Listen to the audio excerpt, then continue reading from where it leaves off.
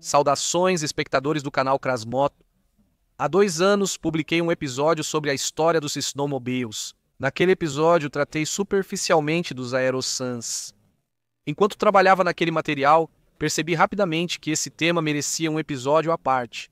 Neste vídeo, vamos conversar sobre a aerosuns. Agora vocês vão saber o que é essa máquina, quando e por quem ela foi criada, além de suas vantagens e desvantagens. Como esses aparelhos dominaram Groenlândia, Nova Zembla e Antártida, e como batalhões soviéticos de aerosuns aterrorizavam soldados de Hitler na Grande Guerra Patriótica. Fiquem à vontade e aproveitem o vídeo.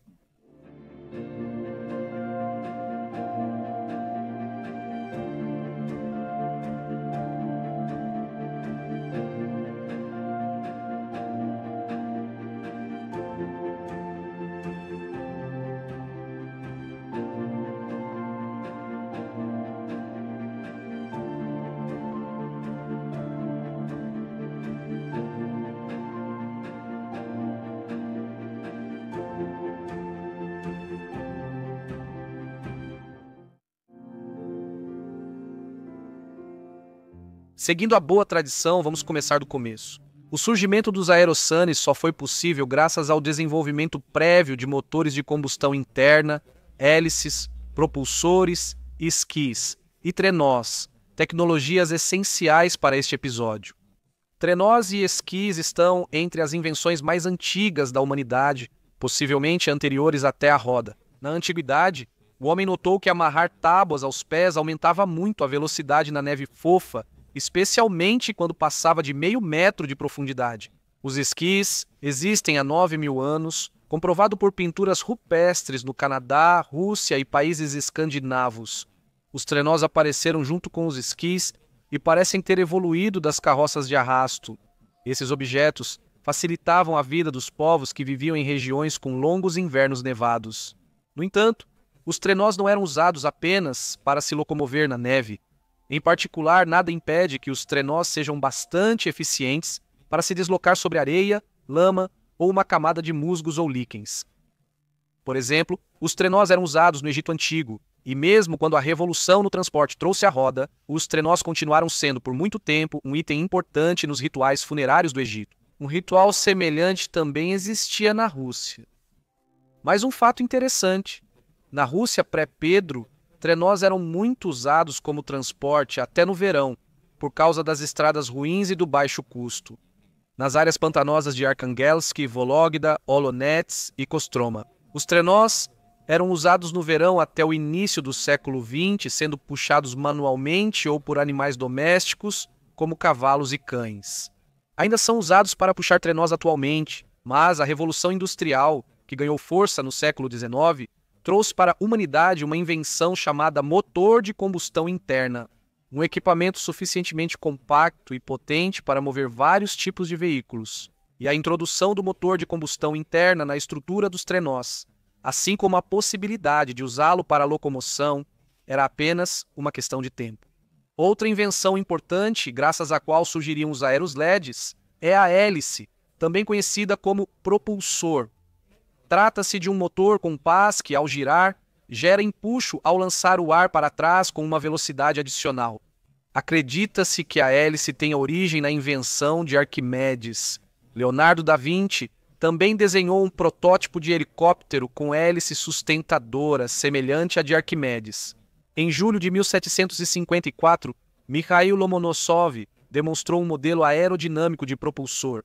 Nela, as pás achatadas já se assemelham ao formato moderno. Supõe-se que Lomonosov tenha usado como inspiração o brinquedo infantil chinês, conhecido como helicóptero de bambu. No final do século XIX, a hélice e a possibilidade de, graças a ela, realizar o primeiro voo de uma máquina mais pesada que o ar, agitavam as mentes de engenheiros e entusiastas. Muitos deles trabalham em oficinas e criam protótipos que, em sua opinião, deveriam voar. O primeiro voo ocorreu em 17 de dezembro de 1903, realizado pelos americanos irmãos Wilbur e Orville Wright. Mas antes desse voo, as hélices já vinham sendo testadas em bancadas há várias décadas para medir os parâmetros de tração, com o objetivo de escolher as características mais adequadas da hélice. Um dos cientistas que trabalhou nessa área foi Sergei Sergeyevich Nezdanovsky. Sergei Sergeyevich nasceu em Moscou em 1850. Em 1868, ele se formou no primeiro ginásio de Moscou e, em 1873, na Faculdade de Física e Matemática da Universidade de Moscou. Nezdanovski dedicou-se à pesquisa e invenções em mecânica prática e aerostática toda a vida. Na década de 1880, ele pesquisou questões sobre aeronaves a jato e, nos anos 1890, propôs projetos originais de helicópteros. Por muitos anos, até 1920, Sergei Nezdanovski trabalhou em estreita colaboração com Nikolai Egorovich Zhukovsky. No inverno de 1903 a 1904, Sergei Sergeyevich foi o primeiro a equipar um trenó com motor e hélice para estudar a força propulsora da hélice. No entanto, Nezdanovski rapidamente percebeu que sua invenção também era um ótimo meio de locomoção na neve. A construção foi patenteada, assim nasceram os aerosleds. Algumas fontes atribuem a primazia à invenção de Nezdanovski, chamando seu trenó de o primeiro snowmobile do mundo. Outros preferem considerar o locomóvel semi-esteira de Elvin Lombard, que era usado para o transporte de madeira. Porém, há debate sobre quem criou o primeiro snowmobile. Sergei Sergeyevich Nezdanovski construiu os primeiros aerosleds. Durante os testes, Nezdanovski percebeu que a velocidade de seu mecanismo experimental variava drasticamente dependendo do estado da neve, da temperatura do ar e de outras condições externas. Ao compartilhar suas observações com Nikolai Zhukovsky, ele passou a estudar o deslizamento dos patins na neve. Assim, foram criadas fórmulas para calcular a variação da resistência ao movimento na neve conforme a carga e a posição do centro de gravidade. Essas conclusões permitiram determinar os tamanhos e parâmetros ideais dos esquis de apoio, e os dados obtidos logo encontraram ampla aplicação na construção de aerossanes. Após o surgimento, em 1904, dos primeiros aerossanes do mundo, Nezdanovski passou a ter centenas de seguidores. Muitos engenheiros e entusiastas apresentaram suas próprias versões de construção, entre eles Sikorsky e Lebedev. A ideia de usar esse dispositivo como meio de transporte agradou a Yuli Alexandrovich Meller, proprietário da grande fábrica moscovita DUKS, onde eram produzidas bicicletas, motocicletas e automóveis, e algum tempo depois também aviões. Yuli Meller tinha fábrica, equipamentos, equipe e principalmente recursos financeiros para fabricar os aerosleds. Ele criou um demonstrador de tecnologia em 1907. Era uma construção primitiva, um trenó de metal sem direção ou freio com motor de Dion-Bouton monocilíndrico de 3,5 cavalos. Meller testava se era possível mover o dispositivo e controlar o trenó freando com os pés, como fazia na infância. Após os testes, foi instalado um esqui direcional no aerossan. O segundo trenó, mais longo, parece ter sido feito para levar 2 pessoas. O snowmobile atingia uma velocidade de até 16 km por hora. Embora a ideia do aerossan fosse válida, dessa forma não tinha chances de sucesso comercial. O esquema de avião causava sobrecarga na traseira e descarga na frente dos esquis, incluindo o de direção. Por isso, curvas e frenagens do aparelho eram difíceis. Esses trenós foram exibidos na Exposição de Automóveis em Moscou, em 3 de maio de 1908. Logo, Meller criou os primeiros aerosleds para produção em série, adotando o layout automotivo. O motor ENV da empresa, com 40 cavalos, foi instalado na frente e transmitia torque à hélice por eixo e corrente. Sobre o ano de construção, há divergências nas fontes. Alguns dizem que foi em 1909, mas os primeiros testes ocorreram em fevereiro de 1911. O Clube Imperial Automobilístico de toda a Rússia organizou o teste dos trenós motorizados com participação de outras construções, como o automóvel de Adolf Kegres. Os aerosleds, pilotados por Meller, percorreram 24 verstas em 46 minutos e ganharam o primeiro prêmio. A velocidade média foi de 33,4 km por hora. Em 7 de fevereiro, Meller mostrou seu trenó ao imperador Nicolau II e, em 22 de fevereiro, passeou com ele pelas ruas de Petersburgo. Existem menções em muitas fontes de que os aerosleds DUGS eram produzidos em série e faziam sucesso entre os compradores. Mas, infelizmente, não há nenhuma menção ou fotografia de usuários satisfeitos com essa tecnologia que conquista as extensões nevadas. Portanto, há uma chance de que os trenós motorizados praticamente não tenham sido vendidos. Em 1911, seguindo o esquema automotivo de DUGS, o empresário Zeltukov construiu seu próprio aerosled.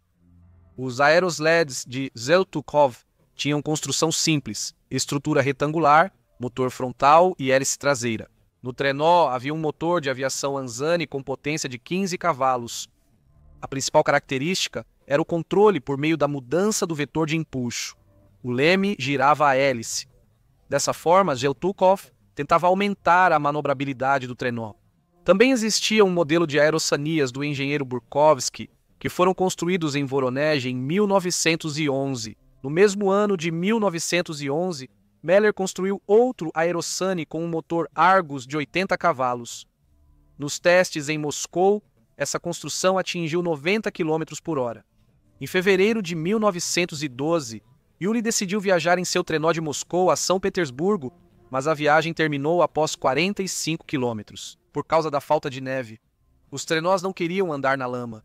No início de 1913, Meller foi novamente a São Petersburgo em seu aerossane DUGS para participar de um concurso de veículos de neve sob a égide do departamento militar. Mas os deuses não favoreciam o empresário moscovita. No primeiro dia, o radiador quebrou e no segundo, a cerca de 75 km por hora, uma mola se partiu em um buraco na estrada. O diretor da fábrica retornou a Moscou e o mecânico, após o concerto, chegou a São Petersburgo. Na exposição e nas corridas de demonstração, também estavam os aerossanes, projetados por Igor Igorevich Sikorsky e fabricados pela Russobal. O empresário estoniano Una Pokart contribuiu para o desenvolvimento dos aerossanes. Ele tinha em Viljandi a fábrica mecânica Una Pokart Machining Fabrik, produzindo equipamentos, principalmente para a agricultura local. No entanto, o engenheiro estoniano sonhava voar e, em 1911, criou um aparelho original para se mover na neve e no gelo. Os aerossanes de Pokart eram os mais originais e de melhor qualidade entre todos os modelos desse tipo construídos na época. O Monoeski, com cerca de 7,5 metros, tinha motor Anzani de 3 cilindros. A hélice era tratora, mesmo com a posição do motor.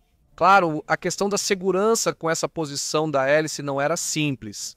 A resistência de ferro das pessoas do início do século XX permitia sentar no segundo assento com o motor ligado. Os aerossanes eram controlados por meio de um esqui de cauda direcional. Em 16 de novembro de 1911, foi realizada a primeira corrida no Lago Viljandi. Os trenós chegaram a 30 km/h. No dia seguinte, após pequeno reparo no motor, foi feita a patrulha ao longo do lago. O correspondente do Fellini Anzaiga relatou que 4 pessoas viajavam juntas em trenós a 70 km por hora sobre o gelo e neve. Não sei onde todos se acomodaram, mas tudo bem. Após a demonstração impressionante, Pokart vendeu um trenó para a propriedade Ruia ao dono local. Segundo a imprensa da época, embora os aerosleds tenham tido demonstrações bem-sucedidas em 1913, o interesse já havia diminuído. Meller em sua fábrica DUGS e Sikorsky na seção de aviação da Rusko-Baltijski Vagoni Zavod concentraram-se em aviões. O surgimento dos primeiros aerosleds de produção em série pode ser atribuído ao ano de 1912, quando a fábrica russo-báltica iniciou a construção de um lote de aerosleds de transporte sob encomenda do departamento militar. No começo da década de 1910, as máquinas de neve também despertaram interesse na França, Áustria, Alemanha e Escandinávia. E vamos falar um pouco mais detalhadamente sobre o que estava acontecendo no exterior. E por lá, aconteciam coisas bastante semelhantes. O avanço técnico incentiva a criação de diversos objetos. Alguns constroem carros e motos, outros se dedicam à aviação, entre outros. As ideias de usar uma hélice como motor para um veículo terrestre já existiam na Europa no final do século XIX. A construção mais antiga que consegui encontrar foi este aerocarro, construído em 1903 na França, segundo o projeto do capitão Louis Ferdinand Ferber. Ferdinand Ferber teve grande influência na aviação francesa, e para testar a tração das hélices, construiu vários desses carrinhos. Não vamos nos aprofundar no nicho dos aeromóveis, dos quais muitos foram construídos nas décadas seguintes. Vamos deixar isso para um episódio separado. Em meio a todos esses experimentos com hélices, vários engenheiros tiveram a ideia absolutamente lógica de combinar trenós, motor e hélice em um só veículo, principalmente porque já há exemplos de sucesso do Império Russo. No entanto, há um detalhe. Na Europa, ninguém via o aerossane como um meio de transporte necessário. Lembre-se das aulas de geografia da escola. Em que parte da velha Europa a neve fica estável por vários meses? Poucos lugares são assim. Os países escandinavos, Finlândia, Suécia, Noruega e algumas cadeias de montanhas, como os Alpes e os Cárpatos. O aerossane é um meio de transporte bastante específico, que exige uma série de condições para se locomover. Em primeiro lugar, é necessário um espaço aberto para manobrar de forma eficiente. Usar esse trenó em floresta densa é quase impossível, e trafegar por estrada sinuosa também não é agradável. Em segundo lugar, os aerossanes preferem terrenos planos. Sim, eles conseguem subir ladeiras, mas apenas com inclinação suave. Por isso, o uso desse tipo de veículo em áreas montanhosas é limitado. E agora, esclarecendo um pouco as especificidades, fica claro por que os engenheiros europeus viam os aerossanes principalmente como veículos para diferentes tipos de expedições árticas e antárticas. Para expandir o uso da tecnologia e atrair entusiastas de automóveis, engenheiros sugeriram versões com rodas, aeromóveis e modelos combinados com rodas e esqui. Os primeiros eram posicionados como uma alternativa ao design clássico do automóvel, mas a possibilidade de usá-los em condições de tráfego urbano intenso é bastante duvidosa. A questão era a segurança. Logo depois, esses carros ganharam carenagem para proteger as pessoas de ferimentos. No entanto, a carenagem não impedia que o carro com hélice espalhasse poeira, folhas e pedras como se fossem balas. As construções mais malucas desse tipo foram esta aeromoto, ou, por exemplo, uma série de aerovagões que foram criados na Rússia e na Alemanha. No Velho Mundo foram construídas várias versões de aerossanis, e vamos dar uma olhada em algumas delas. Os voos congelados de Douglas Mawson foram um marco interessante no avanço tecnológico. A história do Aerotrator teve início em 1910, quando Douglas Mawson, australiano que participou da primeira expedição de Shackleton à Antártida, 1907 a 1909, planejava a Expedição Antártica Australiana para 1911. O avião era necessário para Mawson para reconhecimento preliminar e operações de busca e salvamento. O objetivo da expedição era mapear a linha costeira da Antártida no setor australiano. Esse seria o primeiro avião na Antártida, e isso fazia parte da divulgação da expedição. O primeiro voo na Antártida. Mawson foi para a Grã-Bretanha, onde comprou um avião Vickers, durante um voo de demonstração em Adelaide, em 5 de outubro de 1911. O avião caiu, piloto e passageiro sobreviveram milagrosamente, mas o Vickers não pôde ser recuperado. Foi um fracasso. Douglas Mawson raciocinou da seguinte forma: já que essa coisa não pode mais voar, então pelo menos vamos usá-la para andar no gelo. O avião teve toda a fuselagem e as asas removidas, e foi nesse estado modificado que ele chegou à Antártida. Após organizar o acampamento base, o engenheiro mecânico Frank Bickerton inicia os reparos e adaptações do Aerossan.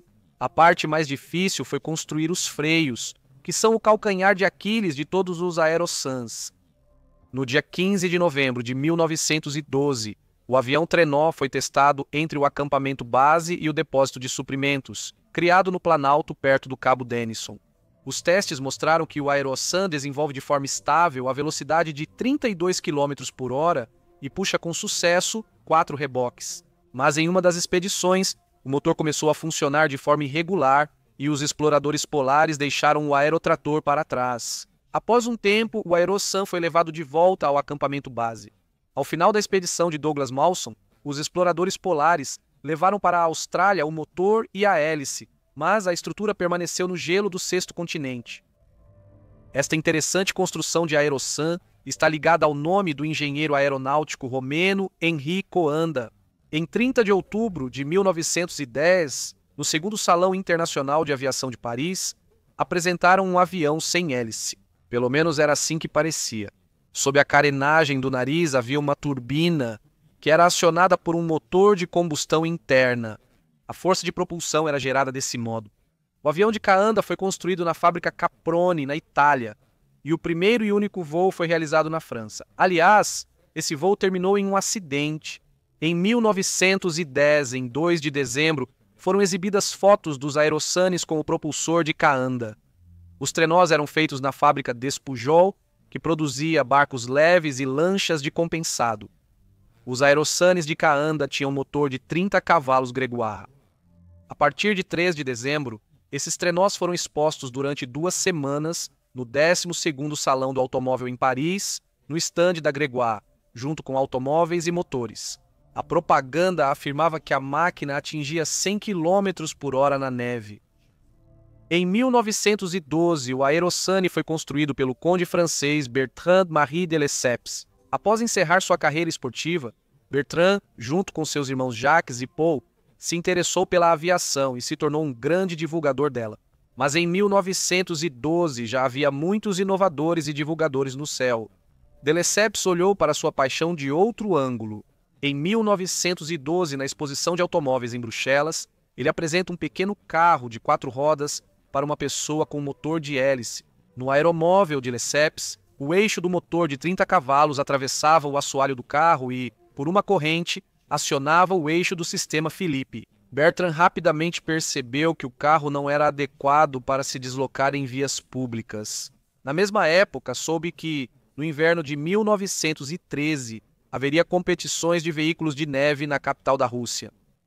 De Lesseps transformou sua criação em um Aerosane, depois de testar uma versão combinada. Felizmente, para isso, bastava apenas recolocar as rodas no lugar, e nem era preciso tirar os esquis. Nessa configuração, o aeromóvel podia ser transportado até o local de uso, como trenó, por exemplo, para São Petersburgo.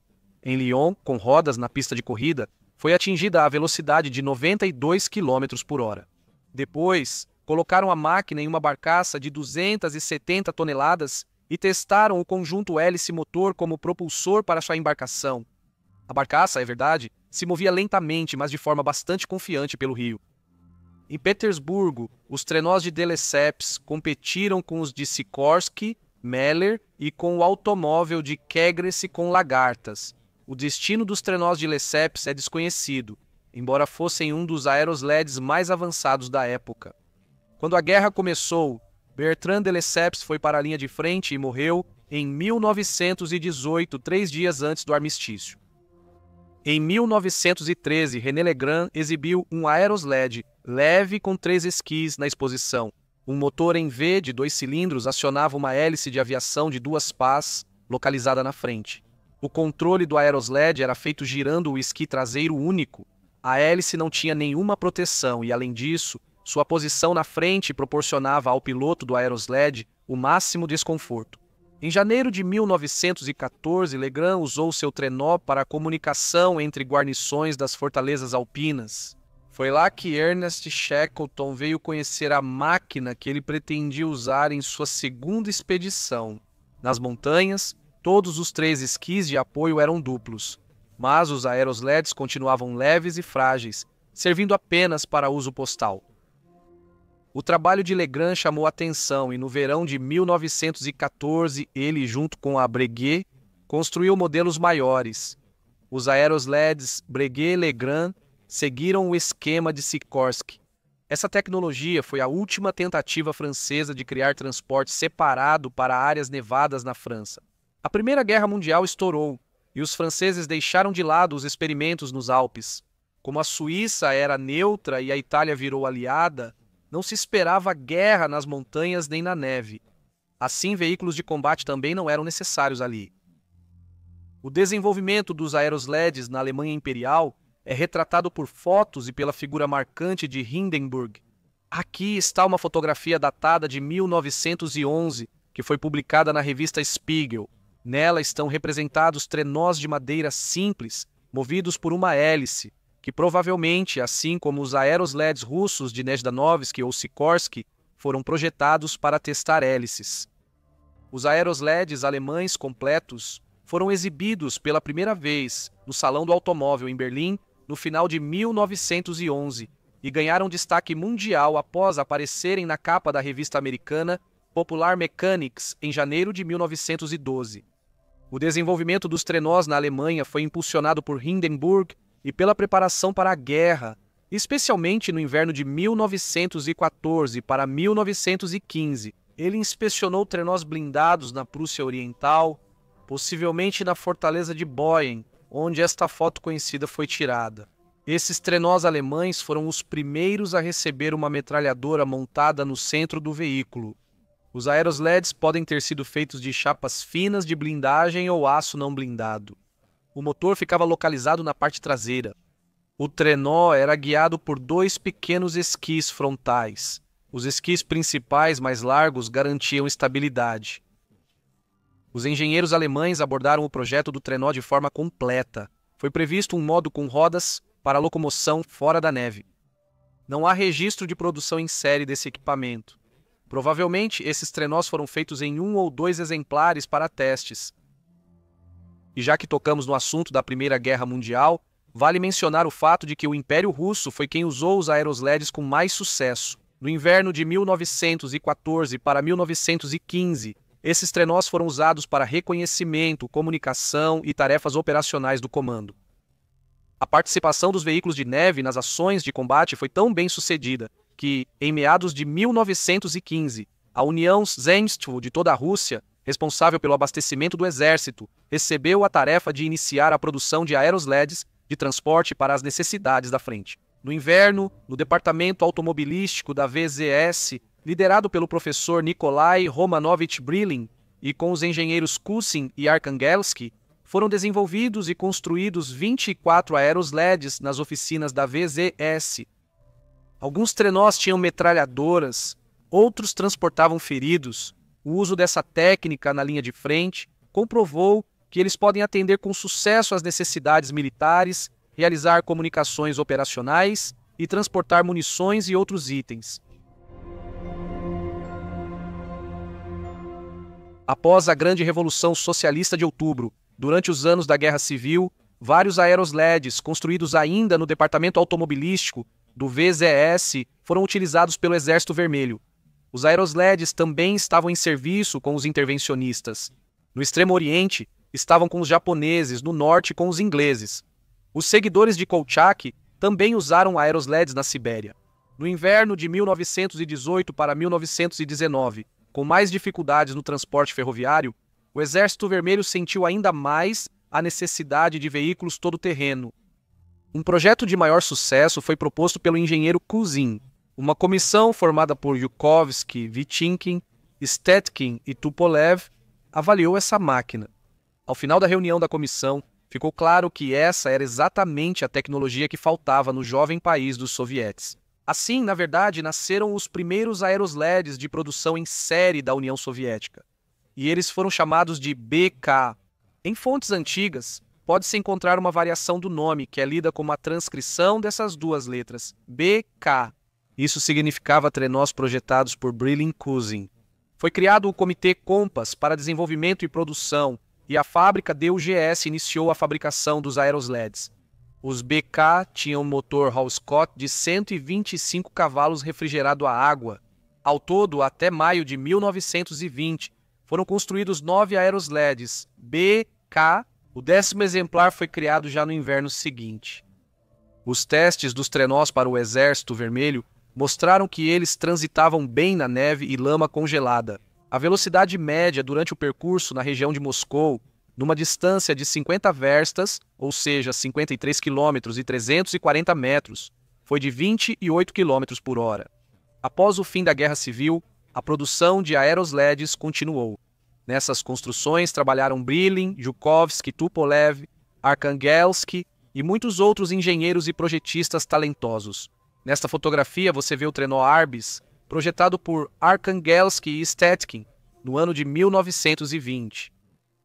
A produção de trenós também foi dominada no NAMI. No período de 1920 a 21, os engenheiros Karelsky, Klimov e Christie construíram o aerosled 3K. O nome se devia ao fato de que os sobrenomes dos 3 projetistas começavam com a letra K. Os Aerosleds 3K participaram das primeiras corridas de teste Moscou-Sergiev e Pozad-Moscou, 140 km, e Moscou-Tver-Moscou, 340 km. Essas corridas mostraram todas as vantagens e desvantagens dos Aerosleds de diferentes construções. Os 3K foram despretensiosos e completaram o percurso sem problemas. Ao contrário de SAG, que construía aparelhos de duralumínio no NAMI, devido à escassez de metais não ferrosos, tentavam minimizar seu uso. Por isso, ao desenvolver máquinas para neve, o NAMI, com raras exceções, dava preferência a estruturas totalmente de madeira ou mistas. No laboratório e depois no departamento, foram construídos e testados vários tipos de aerosanes das marcas NRB, KAS, modelos do NAMI 36 e outros, avaliados em corridas nos anos 24, 26 e 27, junto com os aerosanes de SAG e outros. Com base nos dados e na análise das corridas, as estruturas eram aprimoradas e desenhos técnicos revisados produzidos. Na fabricação dos primeiros trenós do NAMI, foram usados principalmente motores fora de uso que já haviam sido utilizados. Ao mesmo tempo, havia uma grande quantidade de motores de avião já obsoletos em estoque. Os mais adequados foram considerados os motores radiais de 9 cilindros Salmson, com potência de 150 e 160 cavalos. Os motores em linha de 6 cilindros Hall-Scott, com 125 cavalos, e o hispano de 8 cilindros com 150 cavalos. Tupolev, influenciado por Zhukovsky, decidiu se dedicar à aviação e acreditava no grande futuro dos aviões totalmente de metal. No entanto, suas visões teóricas precisavam de desenvolvimento e verificação adicionais. O desenvolvimento dos Aerosleds permitiu a Tupolev testar na prática o uso de metais na construção de aeronaves. Os primeiros trenós ANT, construídos em 1920, tinham uma carroceria de madeira e metal. Eram equipados com um motor Anzani de 38 cavalos, fabricado pela Bristol, e acomodavam 2 pessoas. Outro modelo de Aerosled, o ANT-2, tinha dimensões maiores e era projetado para 5 pessoas. Com um motor Clearjet de 115 cavalos, esses Aerosleds pesavam 680 quilos e podiam transportar 480 quilos de carga. Em fevereiro de 1923, os trenós ANT-3 ficaram prontos, marcando um novo estágio na construção nacional de Aerosleds. Foram os primeiros trenós soviéticos com carroceria totalmente metálica de alumínio. A carroceria era aerodinâmica e acomodava 3 pessoas. O motorista ficava na frente, na parte aberta da carroceria, protegido do vento por um pequeno para-brisa transparente acima do painel de instrumentos. 2 passageiros ficavam na cabine fechada. No Aerosled foi utilizado um motor rotativo de aviação Gnome-Ren com potência de 80 cavalos. Após os Aerosleds ANT-3, todos os ANT seguintes tinham carroceria totalmente metálica e trem de pouso com 3 esquis. Em janeiro de 1924, foram concluídos 2 modelos, o ANT, 4 de 5 lugares, e o ANT, 5 de 3 lugares, ambos com motores de 100 cavalos. O ANT, 4 recebeu o motor M11 de Mikulin e o ANT, 5 o motor Lucifer da Bristol. Após os testes estatais, o ANT-4 e o ANT-5 foram colocados em produção em série na fábrica de Kochugino em 1926 e em 1933 também em Leningrado. O ANT-4 foi exibido na Exposição Internacional de Berlim em 1928. No inverno de 1929 para 30, foi colocada em operação a primeira linha experimental de correio entre Cheboksary e Kanash, na qual foram usados aerosanes. Entre janeiro e fevereiro de 1930, no ANT-4 com motor Lutzeifer, foram percorridos 5.260 quilômetros transportados, 244 passageiros e entregues 1.132 quilos de carga. Os aerosanes faziam cerca de 70 quilômetros de Cheboksary a Kanash em 2 dias, enquanto o transporte por tração animal levava de 10 a 12 horas. Os ANT-5 participaram da expedição do geólogo Mikhail Mikhailovich Ermolaev à Nova Zembla em 1932 a 33. Os cientistas soviéticos planejavam organizar a comunicação entre as bases com a ajuda dos aerossanes. Ninguém se importava que o ANT-5 tinha cabine aberta. Nosso povo até foi ao polo em 1937 num R6 com cabine aberta e tudo certo. E o fato de que na estreita carroceria de duralumínio, além do motorista, só cabiam 2 passageiros e um pouco de carga, também não era considerado um problema. Mesmo assim, os aerossanes cruzaram a ilha 2 vezes pela rota Bahia Russa-Bahia da Prosperidade e seguiram pelo eixo da calota de gelo. Houve algumas quebras, mas todas foram consertadas. Uma vez, Yermolayev até teve que atravessar a calota de gelo da Nova Zemlya por causa de uma falha no trenó. Ao final da expedição, a experiência com os trenós foi considerada bem-sucedida e esses mesmos ANT-5 foram entregues à expedição geológica de Obruchev, que estava indo para Chukotka. A expedição de Yermolayev inspirou o filme Sete Corajosos, lançado em 1936. Esse filme causou uma confusão mais tarde. Muitos historiadores achavam que Yermolayev tinha os mais modernos ANT-4 com cabine de passageiros fechada que aparecem nesse filme. Até 1939, mais de 20 modelos de aerosleds foram criados na União das Repúblicas Socialistas Soviéticas. Vários projetos foram desenvolvidos no Departamento de Construção de Lanchas e Aerosleds em 1932. Em 1934, a organização virou uma fábrica especial, produzindo em série máquinas NKL projetadas pelo engenheiro-chefe Andreev. Os mais conhecidos são o NKL-6, produzido desde 1934, o NKL-16 de 1937 e o NKL-26, fabricado em série a partir de 1942. No fim de 1935, na fábrica Krasny Metalist em Gorky, sob liderança do engenheiro-chefe Veselovsky, iniciou-se a produção dos aerossanes KM-4 em 1936. O protótipo desses aerossanes chegou a Moscou, onde Exército Vermelho, Comissariado do Povo para Assuntos Internos e Comissariado de Comunicações testaram e aprovaram o KM-4 como ambulância, transporte de passageiros e uso em aeródromos, mas não recomendaram como veículo de expedição. Assim, os aerossanes foram aprovados para produção em série. Na União das Repúblicas Socialistas Soviéticas dos anos 30, muitos aerossanes eram projetados em 3 versões: transporte, ambulância com espaço para macas em compartimento fechado, para profissionais de saúde e versão de combate. Uma metralhadora era instalada em uma torre giratória nos trenós. O Exército Vermelho utilizou amplamente os veículos de neve com hélice em operações de combate durante a Guerra Soviético-Finlandesa. De 1939 a 1940, foram usados aerossanes de vários modelos de Tupolev, especialmente o ANT-4 e os trenós NKL-6 Estes, com metralhadora em torre giratória, atuaram em combate, patrulhamento da linha de frente e proteção de instalações. Graças à alta velocidade e boa manobrabilidade, esses veículos de combate eram muito eficazes para identificar posições de tiro inimigas e ajustar o fogo da artilharia. Também eram usados para comunicações, transporte de munições e suprimentos alimentares. Depois, adotou-se o comando NKL-38.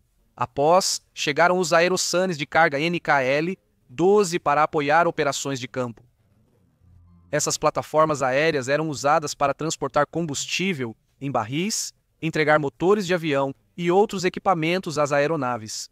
A Grande Guerra Patriótica forçou a intensificação dos trabalhos para criar novos modelos de aerossanes. No fim de junho de 41, de acordo com a tarefa do Conselho de Trabalho e Defesa para preparar o Exército Vermelho para o inverno, a indústria recebeu a missão de desenvolver aerossanes de combate e transporte confiáveis, garantindo sua produção em série até o início do inverno. Criou-se um departamento especial do Exército Vermelho nas tropas blindadas, responsável por organizar e abastecer as unidades especiais de aerossanes de combate e transporte. A situação cresceu tanto que, no mesmo ano, foram criados os primeiros batalhões de aerossanes para missões importantes do comando.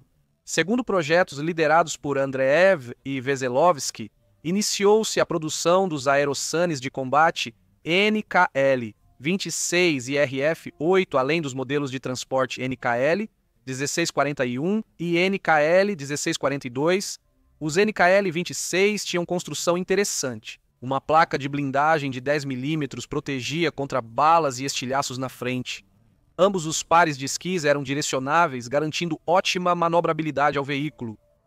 Reunidos em batalhões de combate e transporte, esses veículos chegaram ao exército em operação nos últimos dias de dezembro de 41 e em janeiro de 42. Os aerossanes de desembarque pesado ASD-400, criados por Alexei Beskurenkov, eram construções interessantes. Ele se interessou por essas máquinas desde jovem. Ao ver os aerossanes em Moscou, no início dos anos 1920 e em 1925, ele e colegas construíram seus 1929, conseguiu emprego na OSGA. Beskurenkov esteve envolvido na construção dos trenós OSGA-2. Em expedições polares, essa tecnologia se mostrou excelente, e durante uma das corridas, estabeleceu um recorde de velocidade para aerossanes, 112 km por hora. Com o início da guerra, a equipe de projetistas liderada por Beskurenkov recebe uma tarefa do governo. Em um prazo muito curto, projetar poderosos aerossanes para 25 pessoas que pudessem, mesmo no inverno rigoroso, transportar pessoas e cargas. A tarefa foi cumprida. Os aerossanes ASD-400 com motor M20 e 2 de 400 HP foram construídos e mostraram bom desempenho em operação. Outra construção interessante, mas sem desenvolvimento, foi o tanque de neve TSKB-50, feito em Leningrado. O TSKB foi encarregado de construir aerossanes pesados com cerca de 3,5 toneladas.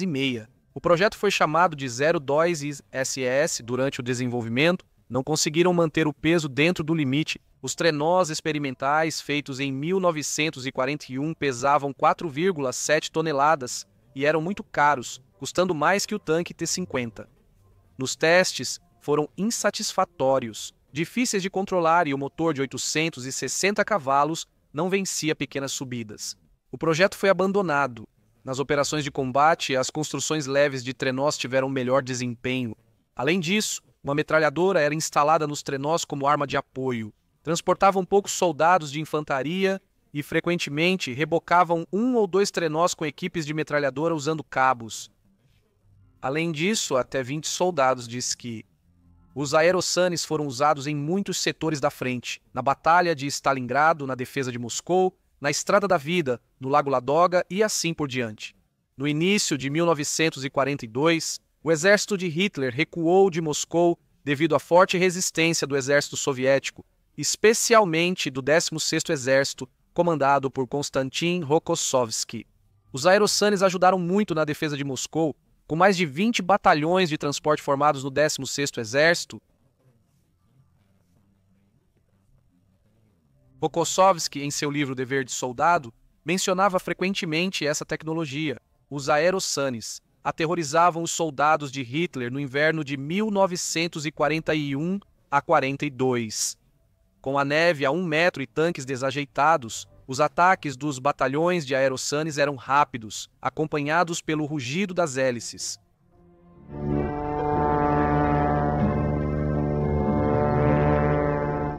No início, o comando alemão, por falta de informações, achava que era um novo veículo blindado secreto da União das Repúblicas Socialistas Soviéticas. Depois, durante os combates, os alemães capturaram aerossanes soviéticos e os usaram para seus próprios fins. Os alemães também usaram trenós motorizados finlandeses em combate, mas em menor escala, e tentaram fabricar os seus próprios. A Tatra V855 de 1942 exemplifica isso. No entanto, o projeto ficou só no protótipo. Abordaremos os projetos finlandeses e alemães de aerossanes no próximo capítulo e trataremos os aerossanes soviéticos após 1945 em um capítulo à parte. Pela parte da narrativa que já vimos, pode parecer que no exterior não davam muita atenção às construções com esquis, motor e hélice, mas isso não é bem assim. No terceiro capítulo, analisamos os aerossanes originários dos países europeus e paramos no momento da Primeira Guerra Mundial. No entanto, a Primeira Guerra Mundial não foi uma espécie de pedra angular após a qual o desenvolvimento e a construção de aerossanes cessaram. Diversos acontecimentos daquele período colocaram tudo em seus devidos lugares e, após a guerra, o desenvolvimento dos aerossanes ficou, em sua maioria, a cargo daqueles países onde, em todo ou em parte do território, a cobertura de neve permanece por um período bastante longo. Entre esses países vale destacar a Finlândia, o Canadá, os Estados Unidos e alguns outros. A Finlândia já produzia aerossanes desde o fim dos anos 1910, inicialmente de forma artesanal, e depois na Valtion Lentokonetedas, maior fábrica de aviões do país. O projetista era Arvo Tervasmaa, da Força Aérea Finlandesa. Até 1935 ele tinha o sobrenome Tenlenius. Todos os aerossanes finlandeses do período da Segunda Guerra Mundial foram desenvolvidos por ele. E sim, em muitas fotos eu tive que cobrir o símbolo solar do Terceiro Reich para não levar um bloqueio no YouTube. Os primeiros aerossanes finlandeses podem ser datados do primeiro ano de independência desse país. O primeiro protótipo de pequenos aerossanes foi construído no aeródromo de Santa Amina, em 1919. Nesse mesmo ano, Acer Järvinen projetou seu próprio trenó. Era uma construção grande e pesada com 3 esquis que acomodava 15 pessoas. O trenó tinha um motor BEM de 150 cavalos. Após o fim da Guerra Civil na Finlândia, em 1920 o caçador finlandês chamado Arva Tenlenius entrou para a Força Aérea e estava cheio de esperanças de se tornar um piloto de primeira classe. Porém, um acidente em uma oficina de aviação destruiu seu sonho. Um fragmento de metal atingiu o olho de Tenlenius. Isso prejudicou sua visão e o fez abandonar a ideia de continuar voando. Em 1921, ele foi transferido para Santa Camina, onde conheceu os aerosleds de Järvinen. Arva ficou tão impressionado que começou a desenvolver seus próprios projetos. Os primeiros trenós que Arva construiu tinham 13 esquis, assim como o projeto de Järvinen, mas os modelos seguintes que ele construiu tinham 4 esquis. O primeiro caso conhecido de uso de aerosleds por exploradores polares foi a expedição de Alfred Wegener em 1930 a 31, e ainda em 1911, Douglas Musson usou um aerotrator em sua expedição, mas isso foi uma medida forçada devido ao uso de um avião Vickers danificado. Vamos voltar a Wegener. O meteorologista e geofísico alemão já era um viajante experiente naquela época, e também já tinha uma idade considerável, 50 anos. Aliás, esse é o mesmo Wegener que criou a teoria da deriva continental. Alfred partiu para estudar a calota de gelo da Groenlândia e levou com ele para essa expedição 2 aerossanes finlandeses, projetados por Arvo Tervasmaa. Os trenós foram testados na Finlândia antes da expedição e ficaram bastante satisfeitos com eles. No entanto, ao chegarem à Groenlândia, descobriram que esse aparelho incrível simplesmente não se movia na neve fofa. Ou a potência do motor não era suficiente, ou o problema estava nos esquis de madeira maciços. E muito provavelmente era uma combinação dos dois. Além disso, era preciso subir até a calota de gelo, então o aerobarco foi arrastado por encostas íngremes. No fim, o trenó não foi tão bem. Mantimentos e equipamentos foram levados rapidamente à estação A. Smith, a 400 quilômetros com cães de trenó. Ao fim da expedição, em 1931, os aerosleds foram deixados na borda do gelo e os motores desmontados retornaram para a Alemanha. Arva Tervasmaa desenvolveu trenós para fins militares da Finlândia e Alemanha. No início da Guerra de Inverno e da Segunda Guerra Mundial, os trenós aerodeslizadores foram significativamente aprimorados. Seus trenós foram amplamente utilizados durante a guerra para transportes de inverno entre a Finlândia e a Noruega e para patrulhamento ao longo das fronteiras da Finlândia. Após deixar a Força Aérea em 1946, Arva foi diretor técnico na fábrica de munições de Kuopio até 1949, tornando-se diretor-geral até se aposentar em 1956. No inverno de 1941-1942, os alemães enfrentaram em combate os aerosleds soviéticos. Para a Wehrmacht, também seria importante ter veículos que atravessassem neve profunda. No entanto, no verão de 1941, a indústria alemã não produzia aerosleds. Havia também as construções finlandesas como alternativa, mas sua quantidade era limitada. Hitleristas frequentemente usavam trenós motorizados soviéticos capturados. No inverno de 41 para 42, a Wehrmacht apresentou exigências à indústria para criar um veículo de transporte adequado para operar na terrível e nevada Rússia. A encomenda não era muito prioritária, o que também significava pouco lucrativa. Poucos estavam dispostos a realizá-la.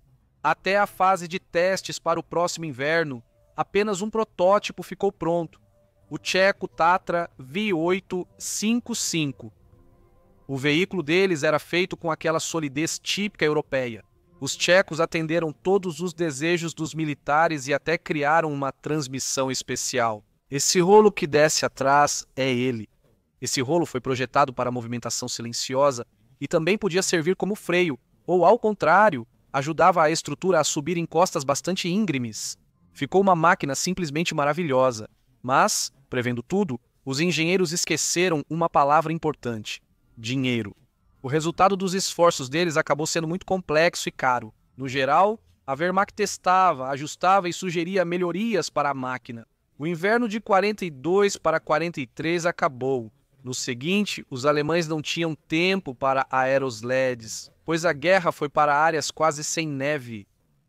Foram feitos só 2, Tatra V855.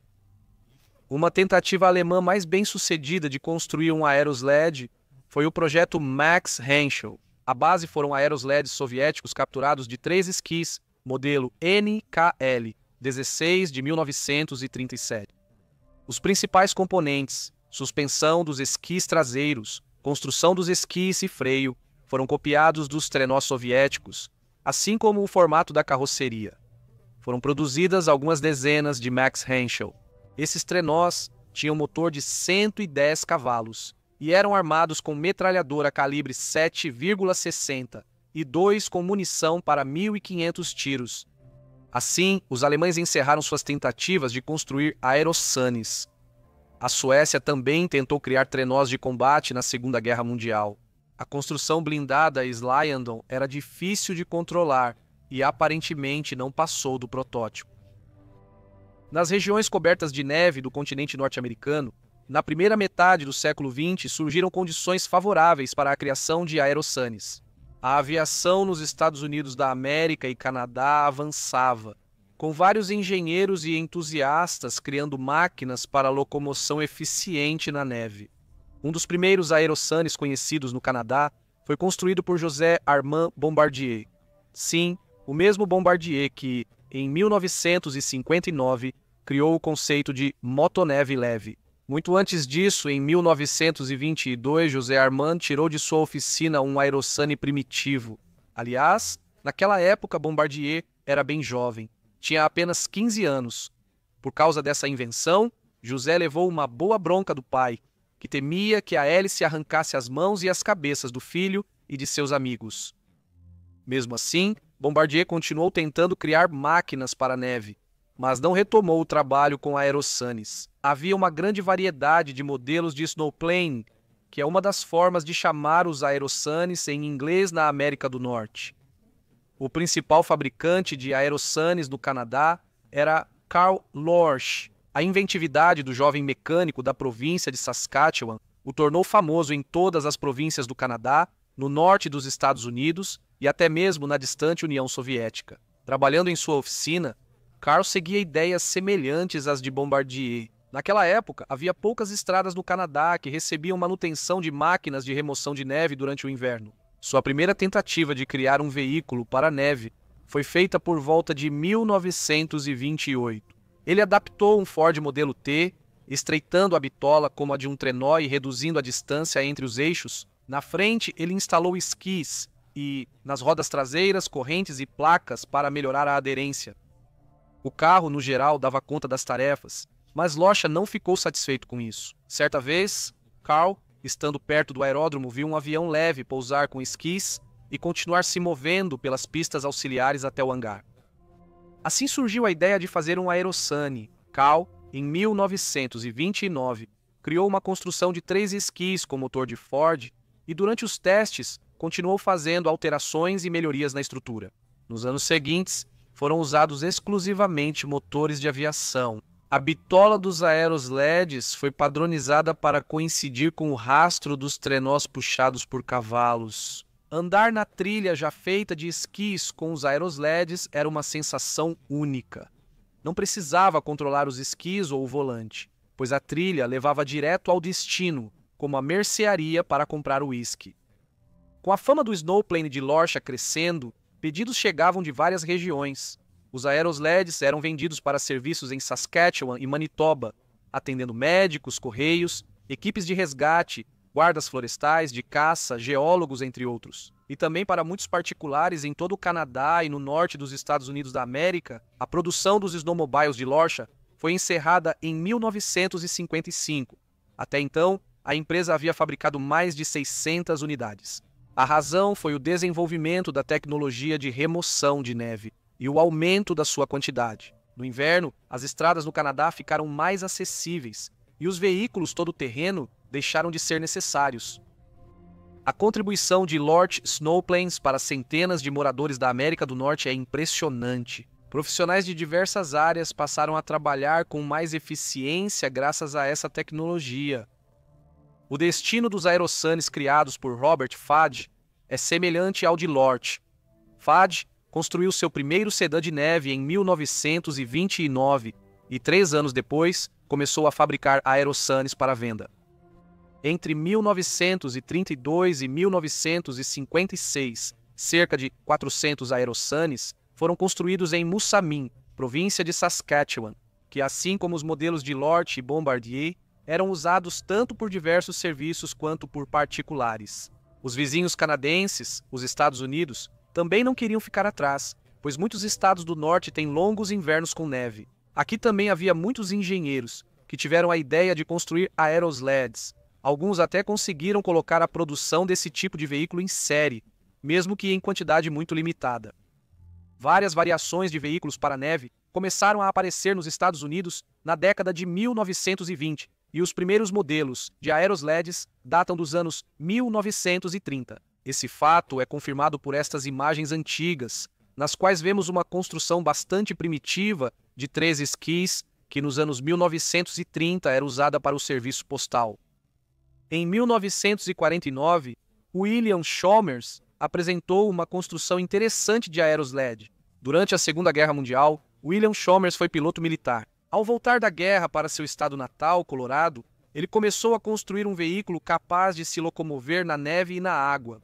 O resultado de seu trabalho, em 1949, foi um aerobarco chamado Christie.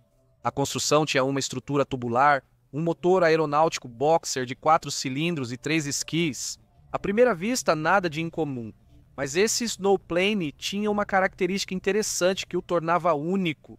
A construção de Chalmers tinha a função Ski Action, que permitia transferir o peso levantando e abaixando os esquis traseiros. Essa função não só ajudava o aerosan a fazer curvas rápidas, mas também permitia superar ladeiras de lado. A patente do Ski Action foi solicitada em 1949 e concedida em janeiro de 1955. Na água, os esquis eram trocados por flutuadores. Ao todo, Chalmers criou 7 exemplares dos trenós Christie e no final dos anos 50 passou a desenvolver vários veículos todo-terreno sobre esteiras. Na década de 50, a empresa Durango Colorado também produzia aerosleds. Outro cara, Leland McCracken, construiu cerca de 15 aerosleds de sua própria criação em casa, em Jackson Hole. Essa técnica foi usada em particular em alguns parques nacionais como Yellowstone e Grand Teton. No entanto, em dezembro de 2000 eles foram proibidos por motivos ambientais, mais especificamente devido ao alto ruído da hélice. E aqui, por fim, uma foto dos aerosleds islandeses construídos em 1952. Ao final deste capítulo, destaco que muitos entusiastas e pequenos grupos no Canadá, Estados Unidos da América e Escandinávia se dedicaram à criação de veículos para neve, inspirados nos trabalhos de Lorch, Bombardier, Terwasma e outros engenheiros renomados. O objetivo deles era o mesmo: facilitar a própria vida durante o longo inverno de neve. A metade do século XX será um ponto de virada para essa classe de veículos. Após os anos 50, o desenvolvimento de aerosanes caiu bastante. Tanto no Ocidente quanto na União das Repúblicas Socialistas Soviéticas, havia várias razões para isso, começando pelo fato de que no Canadá, a limpeza das estradas da neve se tornou muito mais eficiente e em maior escala, e terminando com a concorrência de outras construções projetadas para a locomoção na neve. Toda a tecnologia se desenvolve em um ambiente específico.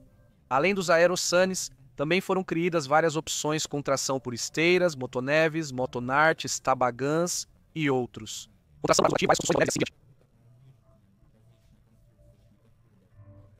Cada um desses tipos de veículos tinha sua própria lista de vantagens e desvantagens.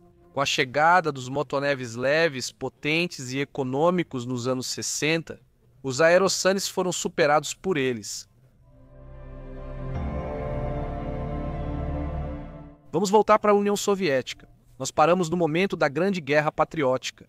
Após o fim da guerra, a maior parte dos aerosuns de transporte foi transferida para uso na economia popular. Uma parte significativa dos NKL-26 e NKL-16 foi transferida para o Ministério das Comunicações da República Socialista Federativa Soviética da Rússia. Eles entregavam correspondências regularmente pelos rios Amur, Lena, Obi, Divina do Norte, Pechora e outros.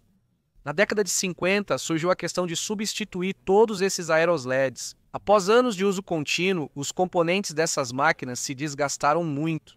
A União Soviética precisava de novas construções. O desenvolvimento foi confiado a vários escritórios de design e um deles era o KB Kamov. No fim dos anos 1950, com a carroceria do Pobeda, foram criados os Aerosuns Sever II, produzidos a partir de 1959 na fábrica de aviação Progress. Cidade de Arseniev, região de Primorsk. Era uma construção bastante interessante. A carroceria do Pobeda foi montada sobre 4 esquis. Quanto ao motor, inicialmente planejavam usar o M11F, de 160 cavalos, mas Kamov insistiu em um mais potente, o AI-14, de 260 cavalos.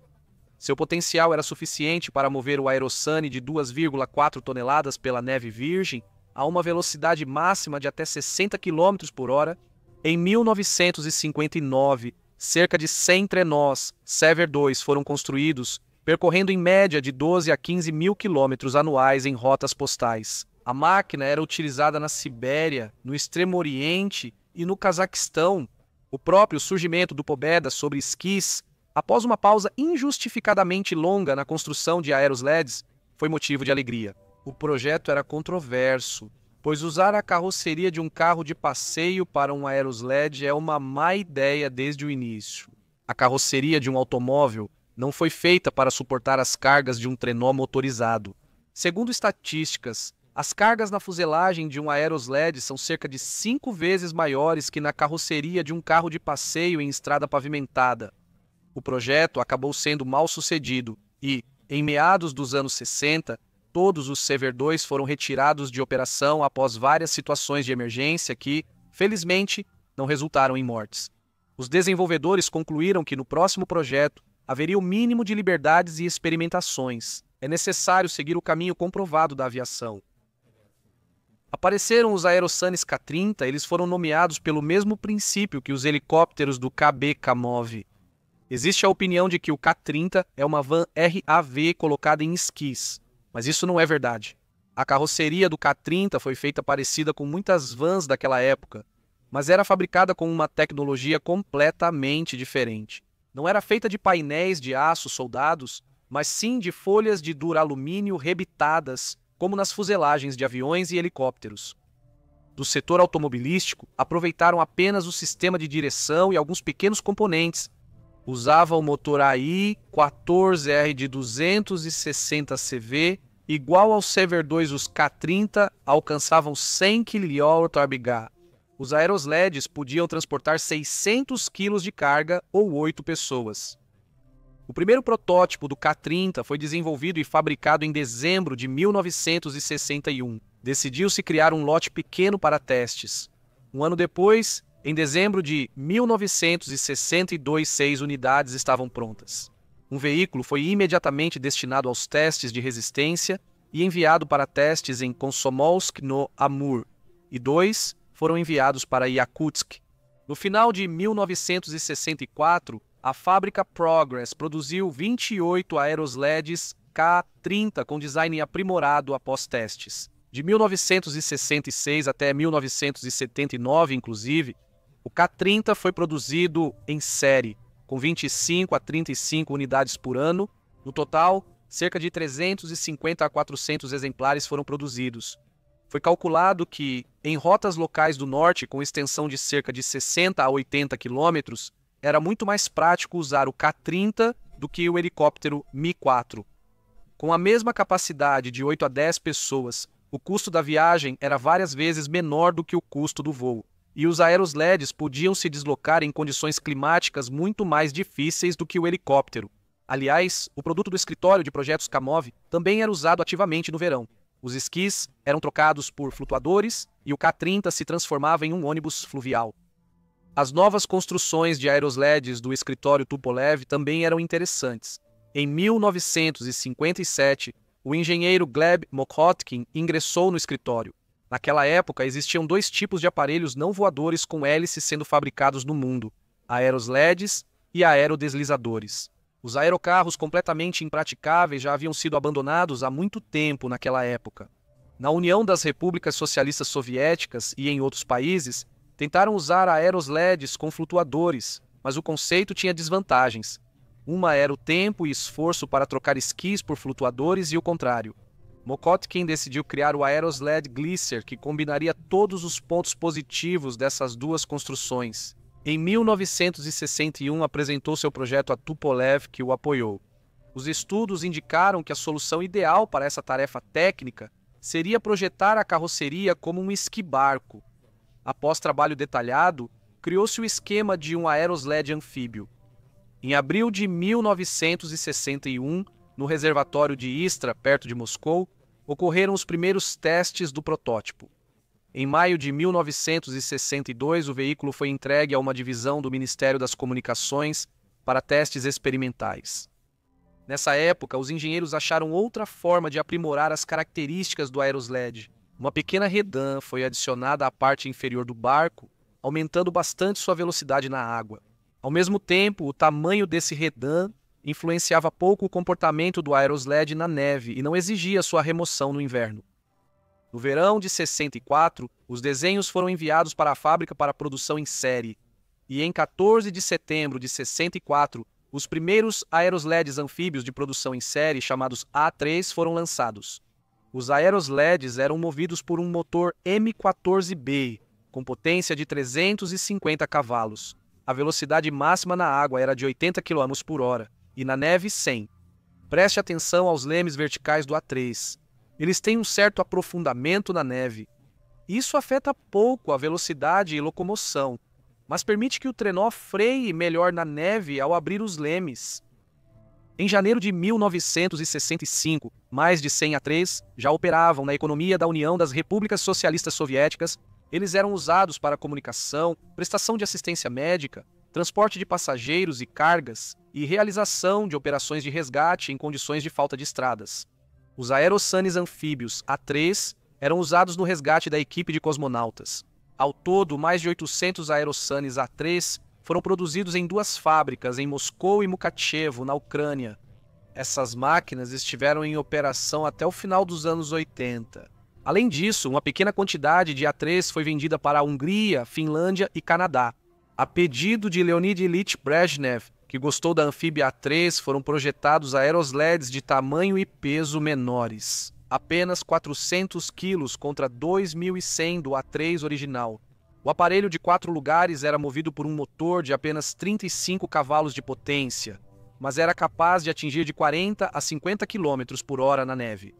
Foram construídas 3 dessas máquinas. 2 delas foram entregues à reserva de caça estatal de Zavidovo e a terceira foi usada na base em Dubna para fins de teste. Além dos modelos de série e produção em massa, a União das Repúblicas Socialistas Soviéticas tinha diversos projetos experimentais e protótipos de aerosleds. Nesta foto, há aerosleds feitos por estudantes do Instituto de Aviação de Moscou com a fuselagem de um helicóptero experimental do K.B. Yakovlev. Ou então, aqui estão pequenos aerosleds chamados ELF com motor RMZ. 640, cuja produção foi dominada na fábrica Progress no final dos anos 80. De forma alguma se pode desconsiderar o trabalho de muitos entusiastas e artesãos que, em suas próprias garagens, criavam vários tipos de aerosleds para necessidades domésticas e utilitárias. O movimento de construção em garagens na União das Repúblicas Socialistas Soviéticas era muito forte, com apoio de várias literaturas educativas e técnico-científicas.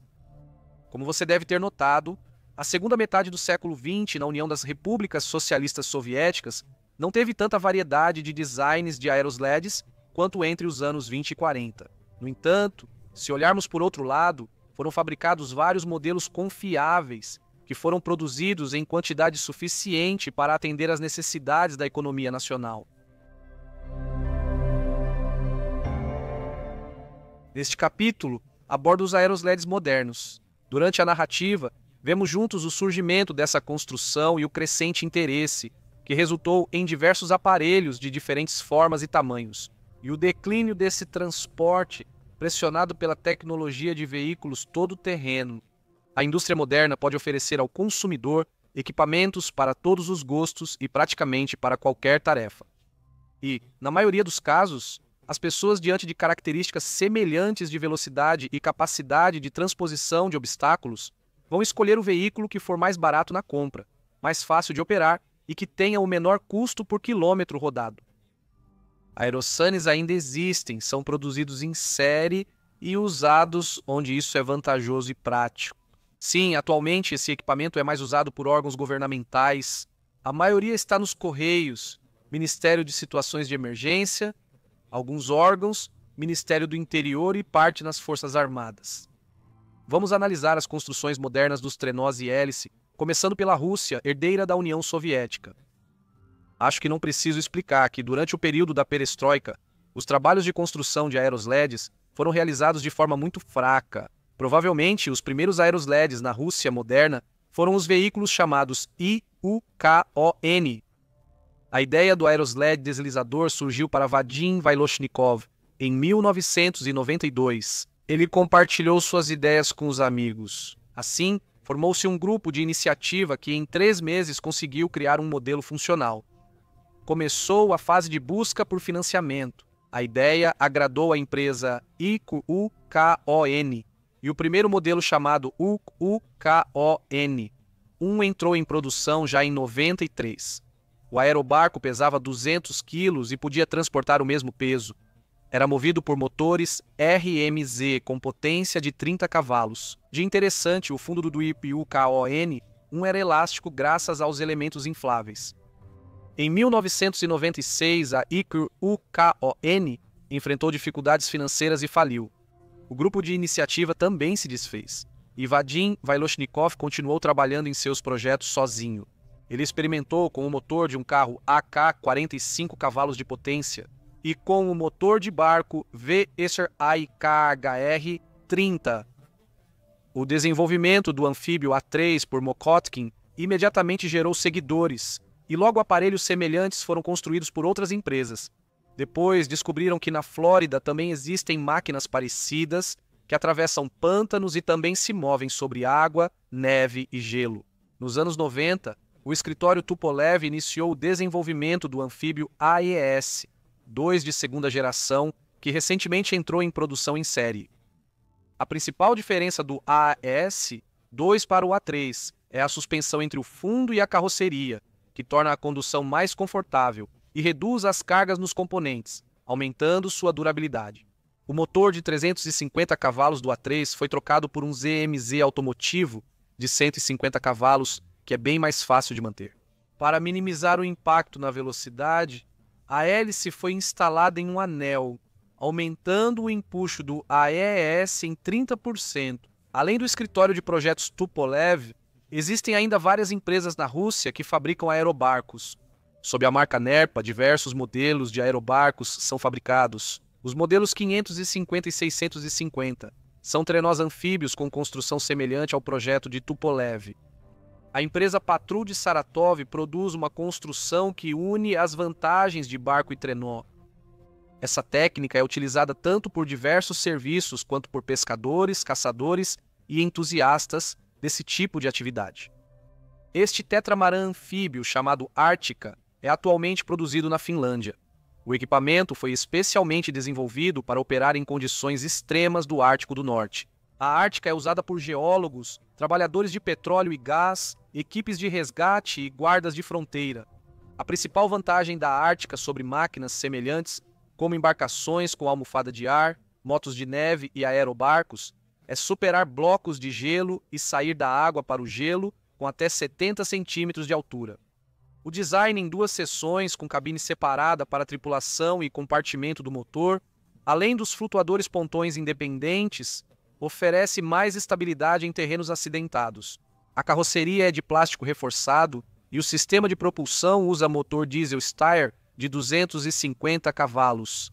Nos Estados Unidos da América, muitos veículos sobre esteiras são usados em tecnologia off-road. E nos estados quentes, como a Flórida ou a Louisiana, vários aerobarcos e lanchas planadoras se tornaram muito populares. Não descarto a existência de aerosleds e anfíbios para fins militares.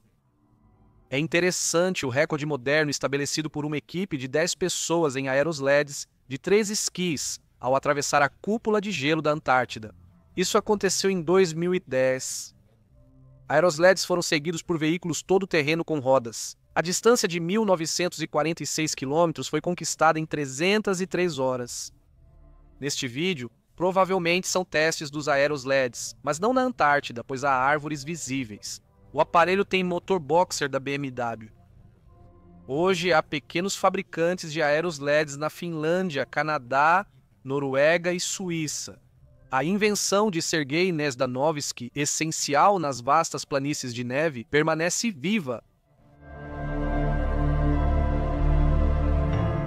Amigos, neste grande episódio analisamos em detalhes os aerosleds, suas características técnicas, a história dessa classe de veículos, modelos interessantes, além de vários fatos sobre o uso dessas construções. Ainda bem que não entrei em detalhes sobre eles no episódio de Snowmobiles. Eu não reivindico 100% de precisão e não descarto a possibilidade de ter deixado passar alguma coisa durante a narrativa ou cometido algum erro. Se precisar corrigir ou acrescentar algo, comente abaixo. No entanto, acredito que o material ficou rico e bastante interessante. Se ele merece ser assistido ou não, cabe a você decidir. Se você gostou da história, não deixe de interagir. Inscreva-se no canal, caso ainda não tenha feito isso. Indique este vídeo para amigos e conhecidos interessados em temas técnicos. E um comentário neste vídeo também ajuda na divulgação. E se quiser apoiar meu trabalho com uma contribuição, os dados estão na descrição do vídeo. Como sempre, este foi o canal Crasmoto. Muito obrigado por assistir e pelo tempo dedicado a isso. Surgiram sugestões de vídeos sobre motos de neve e veículos com esteiras helicoidais. Recomendo muito para quem ainda não viu. Até a próxima!